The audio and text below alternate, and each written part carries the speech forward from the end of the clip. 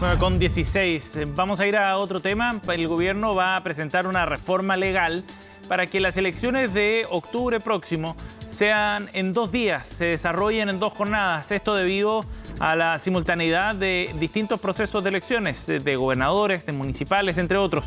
Bueno, vamos a conversar de este tema junto al presidente del Consejo Directivo de CERVEL, Andrés Tagle, está con nosotros esta mañana. Bienvenido, Andrés.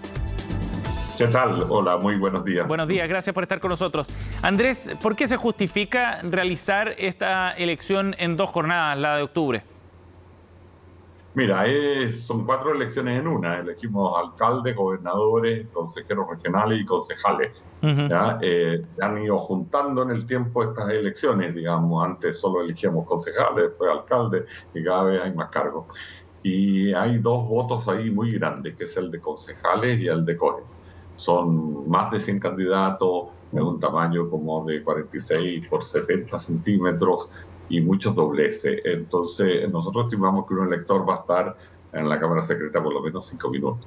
Ahora, el verdadero problema es que pasamos de 6,4 millones con el voto obligatorio, podemos tener 12, 13 millones de electores ese domingo. Entonces, sí, ahí claro. Sí que tenemos el verdadero problema de que la mesa no da para atender a tanta gente, digamos, y estaría por lo menos hasta las 11 de la noche, según nuestros cálculos. Por eso que viene la solicitud de los 2 días, que es un mecanismo que se probó en mayo del 21 y funcionó bien, y no tuvo ningún incidente sobre la custodia de las mesas, etcétera, en ninguna parte. Sobre eso le iba a preguntar, esa fue la primera experiencia que hemos tenido de una votación en dos jornadas. ¿Cuál es la evaluación que hicieron ustedes desde el CERVEL de todo el proceso de elecciones en ese 2021? Bueno, mira, eso fue bastante contra el tiempo, además por la pandemia, pero funcionó muy bien. Las urnas y las cámaras y las cajas de los materiales, votos no usados, por ejemplo, se sellaron en las mesas. Estos sellos de seguridad dejan rastros si se desprenden, ¿no? Obviamente se pueden desprender, pero dejan rastros y se puede comprobar si fue violado o no. Y todo se guarda en una sala del local de votación con llave, que también se le coloca el sello por parte del delegado, y él los abre en la mañana del día siguiente. Y esta sala queda en custodia de las Fuerzas Armadas, ¿no? Que no es nada nuevo, porque las Fuerzas Armadas siempre han estado notando en los locales de votación y custodiando los votos no emitidos, por así decir, que muchas veces llegan el viernes al local de votación.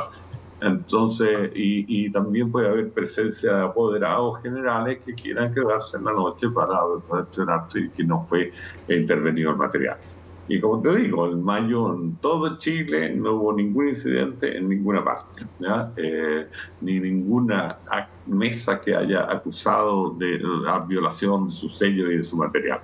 Por lo tanto, funciona muy bien, y si tenemos esa posibilidad de repetirlo, lo podemos hacer y así solucionamos el problema. Andrés, hay algunos cuestionamientos a esta idea en todo caso. Han llegado fundamentalmente del sector del comercio, del sector de restaurantes, entre otros, que plantean que esto va a tener un impacto desde el punto de vista de la actividad comercial y de la economía en general. ¿Qué plantea CERVEL respecto a esos cuestionamientos, Andrés? A ver, está afectado solo, esto es una ley laboral, no es una ley electoral. La ley electoral lo que prohíbe, ¿no es cierto?, es los eventos masivos. Puede ser deportivo, puede ser concierto, ese tipo de cosas. Ahora bien, es la ley laboral la que hace una restricción, y es básicamente a los malls, a muchos comercios que funcionan sobre un establecimiento que tiene un RUT común, digamos, ¿ya? No es a todo el comercio, por tanto, ¿ya? Especialmente no a todos los restaurantes, digamos, los que están en malls. Ahora, de verdad, es atendible lo que están diciendo, y también yo creo que es una medida revisable por nuestra parte. Le corresponde a las autoridades del trabajo ver el tema, pero obviamente en 2 días el propósito de la norma es facilitar el voto de los trabajadores del comercio.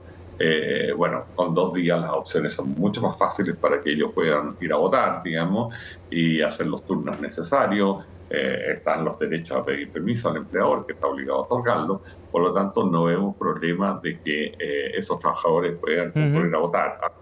Tienen más facilidades. Exacto. Por lo tanto, podría haber más facilidad en la medida en que se distribuyen en 2 días, ¿no? Es revisable la decisión. Ahora, está también el tema de la ley seca. Bueno, esa es una norma muy antigua, quizás es una buena oportunidad para revisarla también, ¿ya? Y qué justificación tiene que no haya venta de alcohol en esos días, cuando además la gente puede comprar el alcohol antes, digamos. Entonces no tiene mucho propósito, digamos. De acuerdo. Andrés, de todas maneras, recogiendo ese punto, ¿es posible con ese universo, con el padrón electoral que tenemos, con el voto obligatorio y con el tiempo que ustedes estiman que se puede demorar una persona en votar en esa jornada, ¿sería posible hacerlo en un día si es que se aumentaran los lugares disponibles, por ejemplo? ¿Existe factibilidad de tener más locales de votación? No, eso categóricamente no. Mira, nosotros estamos funcionando hoy día con 3.000 locales de votación. El total de establecimientos educacionales que nos da, bueno, habría que subir al doble, 6.000. El total de establecimientos educacionales que nos informa el Ministerio de Educación, dejando fuera universidades, digamos, son como 3.700. Y nosotros ahí tenemos que incluir las escuelas básicas porque tienen mobiliario de niños, ¿ya? No podemos sentar en una silla chiquitita a las vocales durante 10 horas. ¿Ya? Muchos habrán ido a reuniones de apoderados, se han sentado en esas sillas y entienden lo que es. Por lo tanto, no tenemos para encontrar 3.000 locales adicionales. No existen en Chile, ¿ya? No es esto no es elástico. Hay dificultades además con el tema de las Fuerzas Armadas, que no pueden cubrir el doble de los locales, los mismos Carabineros. Ya siempre las Fuerzas Armadas nos están diciendo no aumenten más los locales, digamos, porque no tenemos personal. Pero por otro lado, nosotros para llegar a locales más apartados los vamos aumentando, digamos, ya especialmente con la georreferenciación y con el voto obligatorio. Y por último, es bastante más costosa, está todo el tema de duplicar el costo de la transmisión de datos de esos 3.000 locales adicionales, etcétera. Y además también requiere ley, porque el tamaño de la mesa, que la clave en este asunto está fijado en la ley de inscripciones electorales en 400 electores. Ajá.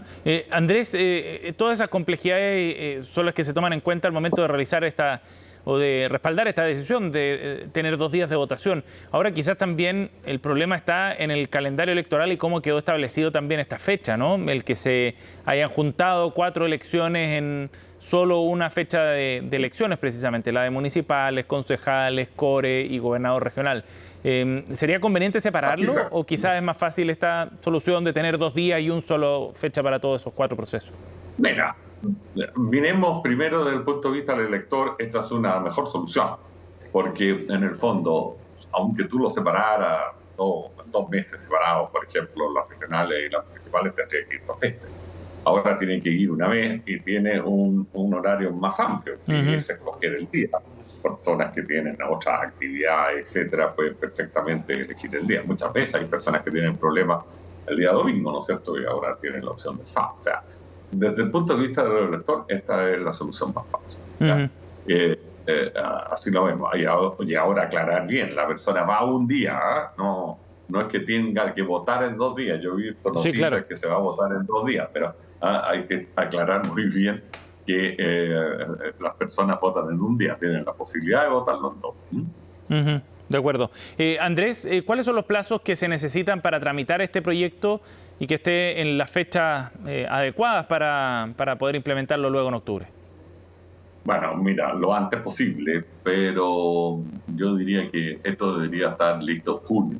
Ya julio es el mes que nos toca la inscripción de candidatura, por lo tanto el proyecto debería estar en julio. Y además va a tener algunas otras cosas misceláneas, digamos, que se han conversado con el gobierno. Desde luego hay que fijar las sanciones al voto obligatorio.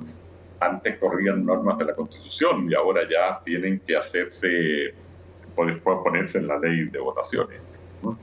Otros detallitos. ¿Nos puede contar un poco más de eso, Andrés? ¿Cuál es la modificación que se tiene que hacer específicamente? Bueno, en este momento la Constitución establece que el voto es obligatorio y que va a haber una ley que va a fijar las sanciones, etc. Esa ley no se ha dictado. Lo que estuvo operando en las elecciones anteriores eran normas de la Constitución por una sola vez, ¿ya? ¿Ya? Pero que ponían ahí, digamos, decían, para este plebiscito se aplicará lo siguiente. Ahora esa ley tiene que dictarse. Hay otra serie de cosas que nosotros estamos pidiendo, por ejemplo, la ley sigue con el lápiz a mina, con el mismo lápiz de grafito. ¿Ya? Bueno, ya todo el mundo se acostumbró a pasta, entonces tenemos que poner en la ley que se vote con lápiz a pasta de forma permanente, etc. ¿Ya? Pero son asuntos, digamos, rápidos, que es actualizar lo que ha estado sucediendo en el último tiempo. Perfecto. Andrés, de todas maneras, es necesario sacar esa ley, me imagino, pronto para que efectivamente tenga algún sentido el voto obligatorio, ¿no? Si no hay sanción, en la práctica queda como una especie de letra muerta. No, por supuesto. O sea, al menos, por último, repetir el procedimiento en forma transitoria que se ocupó la vez anterior. De acuerdo. Andrés, muchas gracias por conversar con nosotros esta mañana aquí en CNN. Bien, pues, ya, pues, gracias a usted. Hasta luego. Gracias, hasta luego.